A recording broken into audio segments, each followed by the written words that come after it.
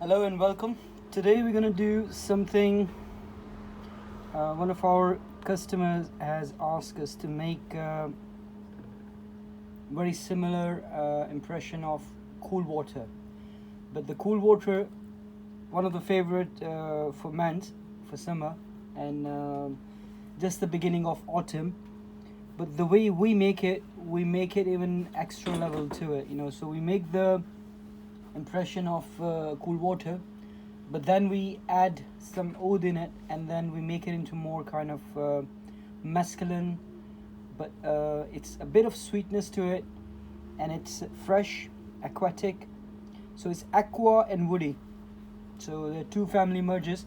I will discuss these terminologies later in the videos because a lot of people, when they start making the perfumery, they get confused and complex because they have to learn the terminologies. I'm not an expert in perfumery. I'm a student. I'm also learning, but obviously whatever I know, I'll share with you guys, right? So the first thing we're gonna do is the way I make it. First, I'll make a very close impression of CoolWater, and then the only addition, but it's your choice. If you want to stop there, you stop there. But if the extra thing that you need to do is to make an accord. Accord is a combination of notes of wood.